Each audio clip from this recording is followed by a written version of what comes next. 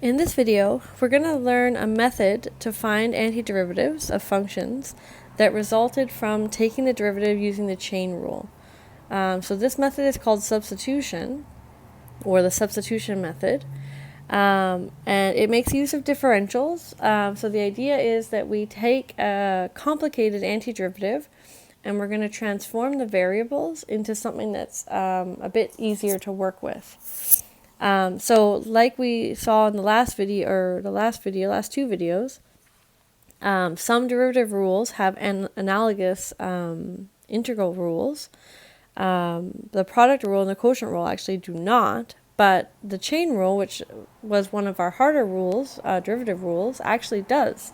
But not really a rule, but a method that you can do so you can sort of undo what occurred using the chain rule. So to do this, we're going to start with reminding ourselves of what a differential, how to compute a differential, and then we're going to do that. We're going to break this down into steps. So remember the differential. To compute it, if you want dy, you're going to do f prime of x times dx. Okay, so that's the rule, the formula for computing the differential of the variable y. So this is where, here I already have it. This is where y is a function, y equals f of x.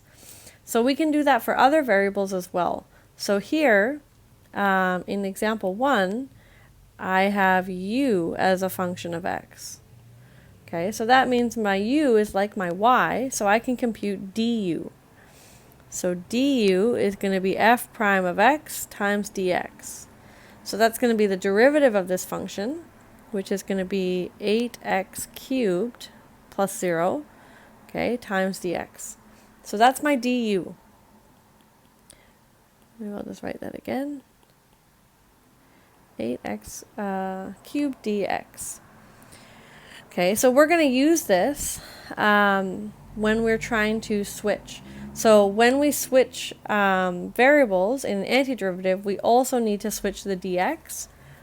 Okay, so the sort of the differential that's there, and we're going to do that using this equation. Okay, so if I have dx and 8x cubed, I can replace all of that with du.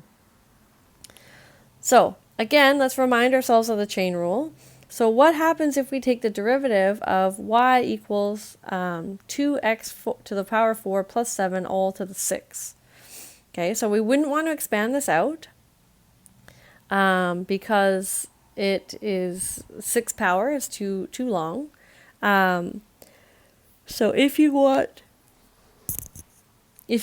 to use your u, okay, so if you take this, remember with the chain rule, sometimes we let u be the inside function.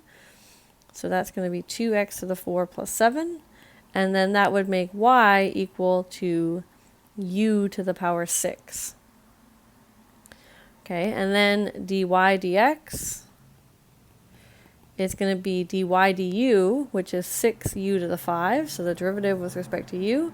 But then we have to multiply by du dx, which is our 8x cubed.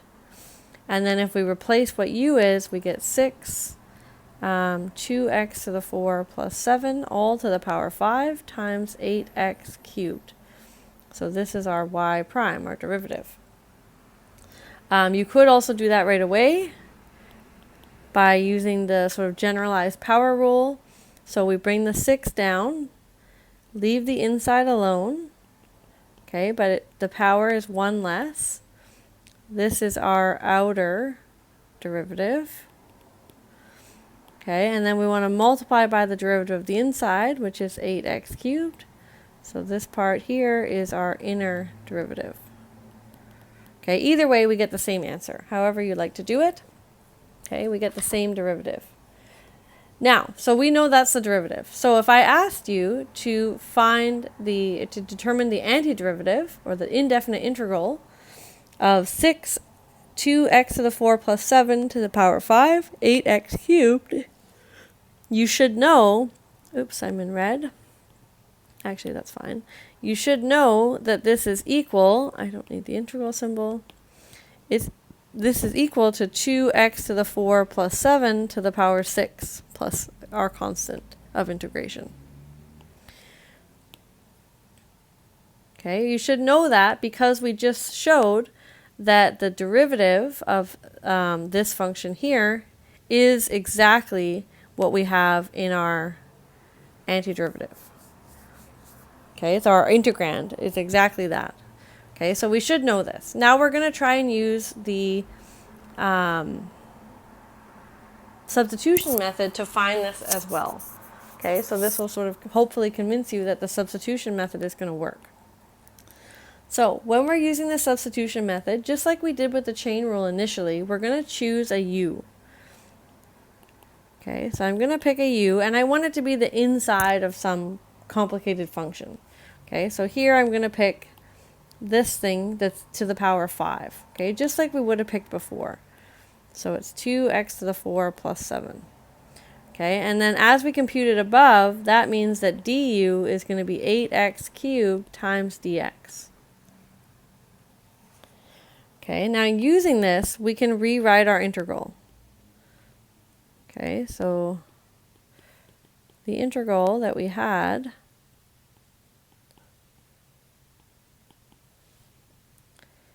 is going to become, so let's get here. So I see this part, okay, that's u.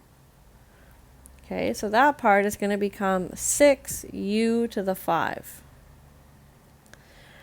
Now I also need to replace dx with du, and I see that if I have this 8x cubed dx, this is precisely equal to du. So all of that goes away, all of this green goes away, and I get du. Oops. Okay, so this is my green bit, and the u is where my yellow bit was. And this integral is much easier to work with. I know the antiderivative of this. Okay, so what has derivative 6u to the 5, where u is my variable? Well, that's going to be u to the 6 plus a constant. Okay, so I can compute the antiderivative, determine the indefinite integral.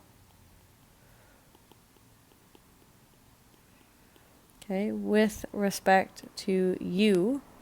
And then what I'm going to do is just plug u back in. So u was 2x to the 4 plus 7. Okay, so it's going to be 2x to the 4 plus 7 all to the power 6 plus our c. And now hopefully we can see that this is the exact same as what we know it was because we already computed the derivative. Okay, so then in this step all we did was plug u back in to switch back to the x's. Okay, we want our answer in terms of x. Okay, so this is how the integration using substitution works. Okay, so what did we just do? Some things to remember. So when selecting u,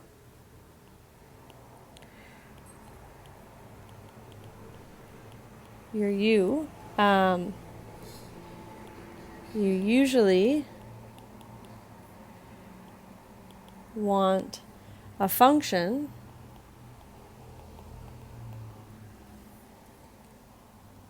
that is inside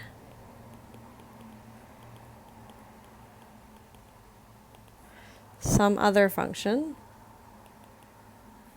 Okay, because when we switch to u's, we want our derivative to get, our antiderivative, our integrand, to get easier.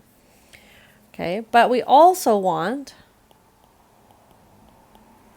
the derivative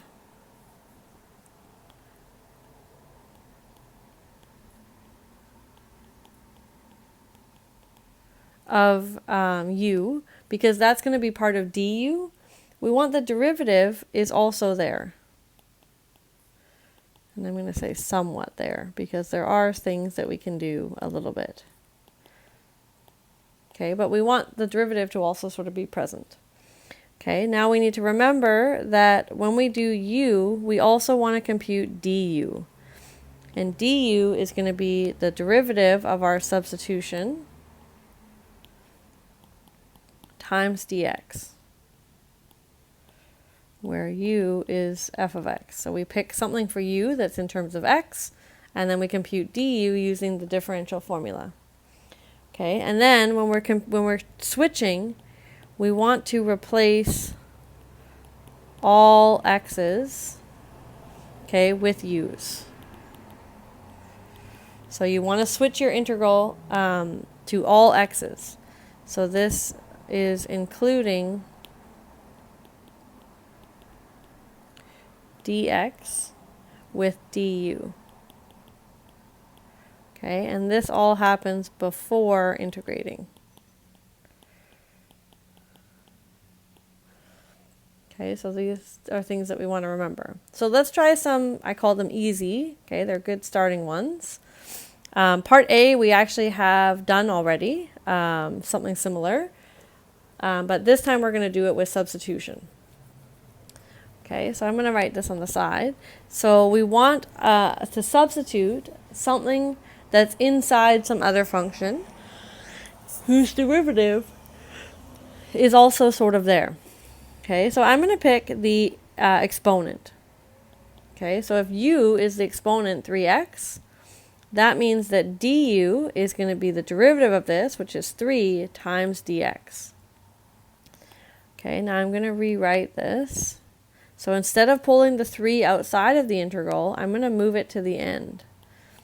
So it's with the dx. Okay, so the reason for that is because I can actually fully replace. Okay, so the 3x here, that's my u. Okay, but 3 dx, that's my du. Exactly. Okay, so that means that this is going to switch to e to the u times du. Okay, and we know how to integrate that. So we know that if we have we want something that has derivative e to the u, that's actually e to the u. Okay, so now we integrate. Once we've switched all the x's into u's, now we integrate. We find the indefinite integral in terms of u, and then we can replace the x's back in. So this is going to be e to the 3x plus c. And again, you can always check by taking the derivative. Plus c, the c is 0. So the derivative of e to the 3x is e to the 3x times the derivative of the exponent, which is 3. Okay, so this part is exactly that part. So we know that we found something that has the right derivative. Okay, let's try another one. So here I have 4 times sine of 4x minus 3. Okay, so this part is inside the sine. So that seems like a good candidate for my u. Okay, so let's let u be that inside bit. Okay, then du is going to be the derivative of that, which is just 4 times dx.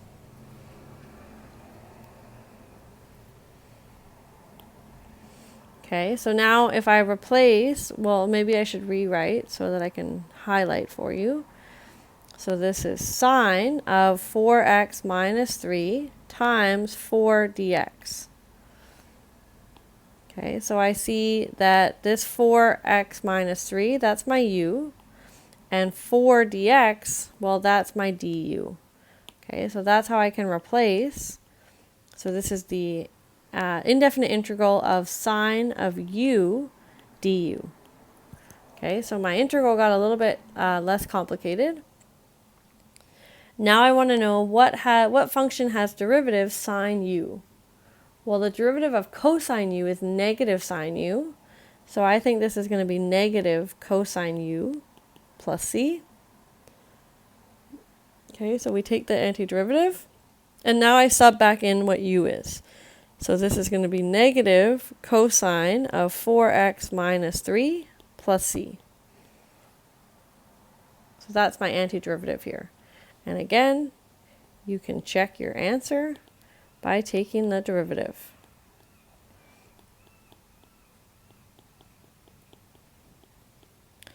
Okay, so the negative can come out. The derivative of cosine is negative sine. Okay, the inside bit stays the same. And then I want to multiply by the derivative of the inside, which is 4.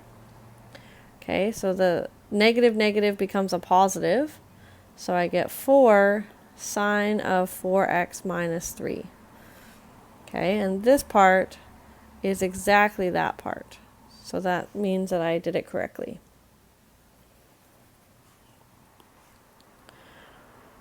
Okay, now for these ones, the du, the entire thing for du was present, right? So I could always just replace the rest of the stuff with du.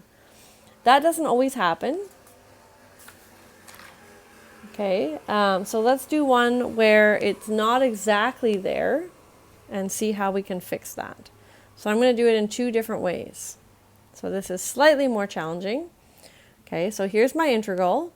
I want the indefinite integral of x to the 4 times the cube root of x to the 5 minus 8. Okay, so method 1, here I'm going to call it solve for what's left. Okay, that doesn't make sense at the moment, but you'll see. So I need to pick my u. So the method says I should pick something that's inside something else and whose derivative is kind of there. So it looks like x to the 5 minus 8 is inside that cube root. So that might be a good thing to pick. If I take the derivative of x to the 5 minus 8, I know it's 5x to the 4. So I see an x to the 4 there. So that's promising, right? Part of the derivative is there. There's no 5, but at least the x to the 4 is there. So that seems like it might be a good selection. So let's let u be x to the 5 minus 8. So then du is 5x to the 4 times dx. Okay, so now if I look at my integral, I'm going to rewrite it. So it's the cube root of x to the 5 minus 8 times x to the 4 dx. Okay, so this part I know I'm going to substitute with u. Okay, that was why I picked u. But this part is not exactly du. Okay, but I can see it here. So what I'm going to do is solve for that bit. So I'm going to move this to the other side so that I have exactly what's there. So I know what to substitute it with. Okay, so if I rearrange this, divide both sides by 5, I get 1/5 du is actually x to the 4 dx. Okay, and now I know exactly that I can substitute this 1/5 du for that green bit, x to the 4 dx. Okay, so that means that my integral becomes the cube root of u times 1/5 du. Okay, so I'm going to take out the 1/5, it's a constant, and I'm going to rewrite u, or cube root of u, as u to the 1/3. Okay, now we can use the reverse power rule to compute this antiderivative. So it's 1/5, so we're going to do u to the plus 1 to this, so that's going to be 4/3. And then it's 1/4, which is the same as 3/4, so you just flip it. And then we have r plus c. Okay, technically I don't need the plus c in the brackets there. So now when I combine them, I get 3/20 u to the 4/3 plus c. And when I switch back to x's, this is 3/20 x to the 5 minus 8 to the power 4/3 plus c. So this is my antiderivative in terms of x.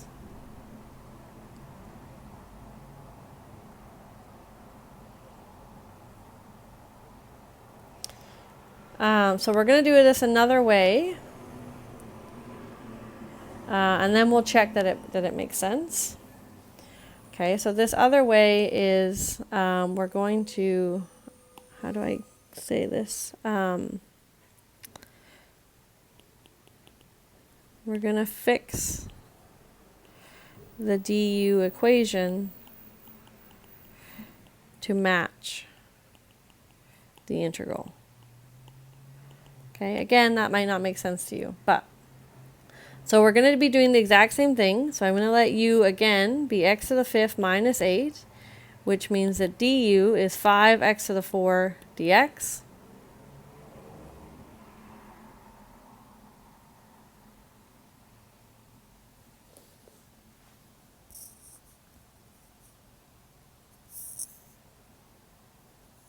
Oh, actually, I said this backwards. We're going to fix the integral to match the du equation. I said it backwards. Okay, so we don't have to rearrange this. Okay, so we have our integral, which is the cube root x to the 5 minus 8 times x to the 4 dx. So what I'm going to do is try to make, I want this whole thing to be present. So that means I want to introduce a 5 into here. So what I'm going to do is multiply this integral by 5 over 5. So multiply by 1.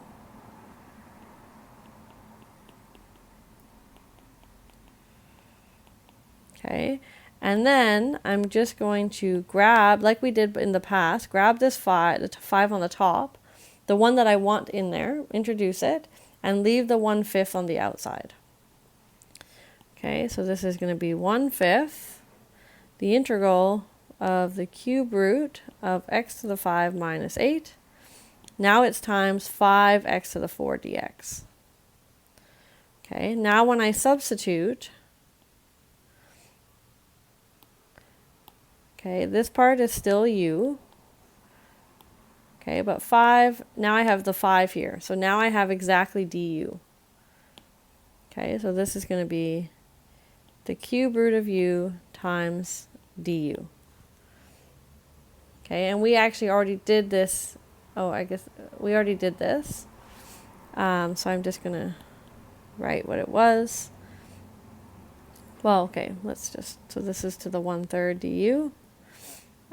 So then we would use the reverse power rule. So it's going to be u to the 4/3 times 3/4 out front plus our constant.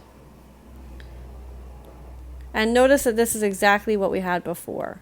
3 over 20 u to the 4/3 plus our constant, which is 3 over 20 x to the 5 minus 8 to the 4/3 plus our constant.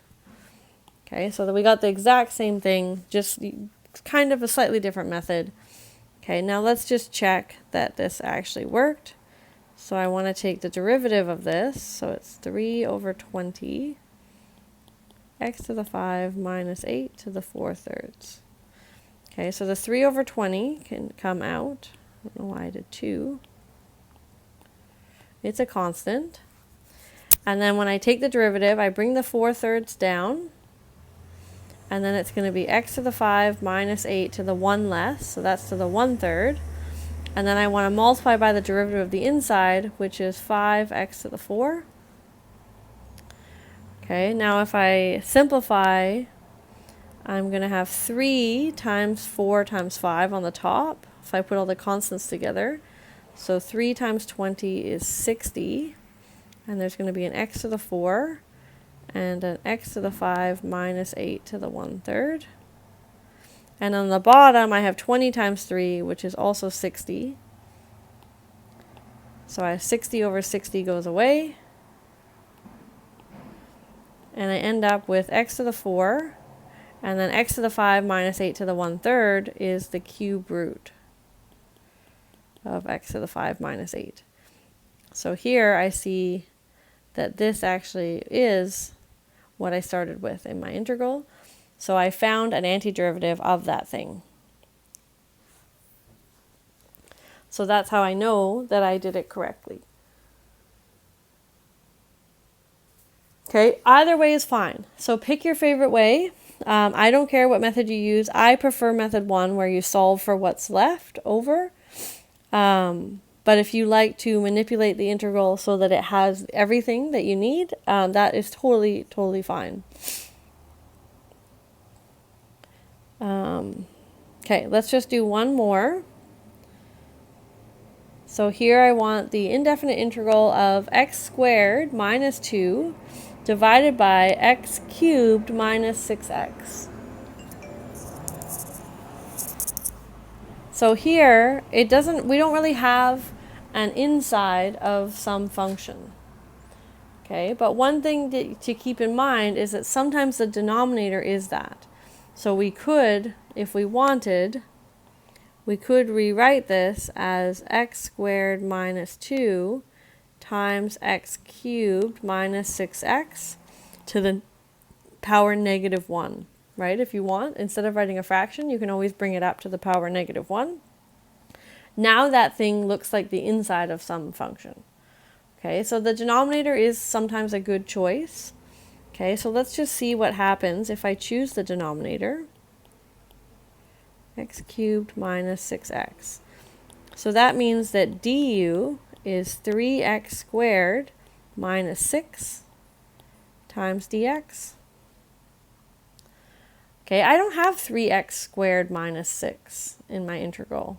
But 3 goes into 6, so maybe I can factor out a 3. So if I pull out the 3, I have x squared minus 2 dx. And now I start to think, oh, that looks interesting, because I can see that is here. Okay, so I see that some of the derivative is here. So that's how I know that this selection is going to be good. Okay, so then I can keep going with my integral. Whether you use the negative 1 or the fraction doesn't matter. Okay, so what I'm going to do, I will rewrite it. I'm going to use the fraction, but I'm going to rewrite it. So it looks like 1 over x cubed minus 6x times x squared minus 2 dx. Okay, this is just so it's more clear when we substitute. So the x cubed minus 6x, that's my u. Okay, so that's what I'm going to replace with u. And then the x squared minus 2 dx, I see that we have here. So I'm going to solve for that here. So remember, I like the method where I solve. So I'm going to move the 3 over, and it's going to become a 1/3. Okay, so what I want to substitute is 1/3 du there. Okay, so this is going to be 1 over u times 1/3 du. Okay, so this is the green bit, and the u is the yellow bit. Okay, notice that our antiderivative got a lot easier. Okay, now I'm going to bring the 1/3 out because it's a constant.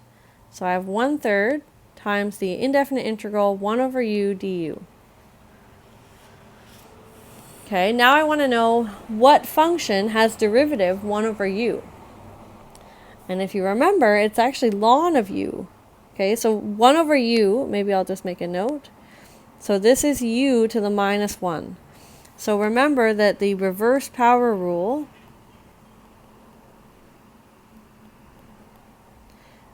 doesn't work for exponent negative 1. Okay, so we can't use that rule because then we get u to the 0, and u to the 0 is 1. And if we have a constant, the derivative is not 1 over u. Okay, so the reverse power rule doesn't work here, so this is the one that we need to use the ln for. So this is 1/3 ln absolute value u plus c. So we use the most general antiderivative, which happens to be the absolute value here. Okay, so then when I put x's back in, I get 1/3 ln absolute value 3x squared minus 6. Sorry, I lied. X cubed minus 6x plus c. Okay, so that is our antiderivative. And again, we can check this by taking the derivative.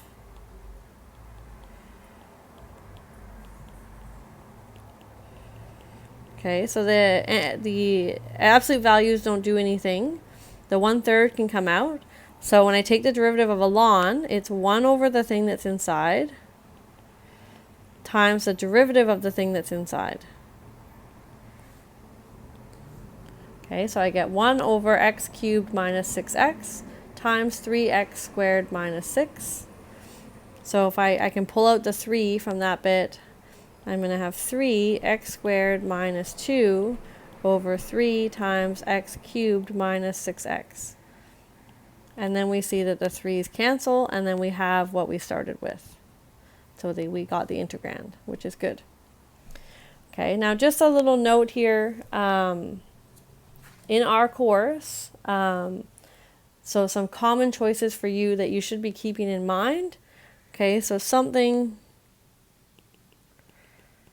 inside a root of any kind or a power of any kind. Okay, those can be a good choice. So the denominator is also a good choice. Denominator. Like we just saw. So that is sort of in case 1 because you can write the denominator as to the power -1. We also saw that the exponent of an exponential function could be a good choice. So sometimes it's hard to find u, to figure out what you want to use for u. So that's why I'm trying to give you some common choices. The fourth one, so inside a logarithm or a trig function.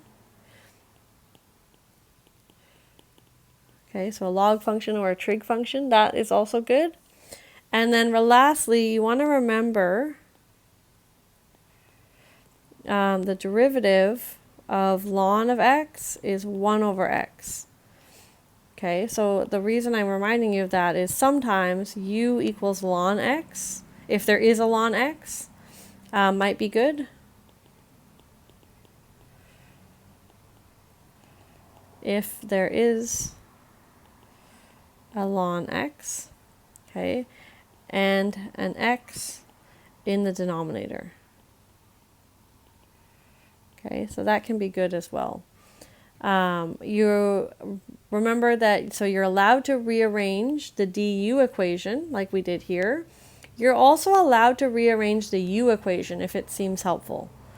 Okay, but remember that when you're doing it, you have an integral that's in all x's, and you want to switch it to an integral that's in all u's. Okay, so you should never have x's and u's at the same time. Okay, so ideally you only have x's and you only have u's. Okay, so that's the idea behind the method of substitution for integration.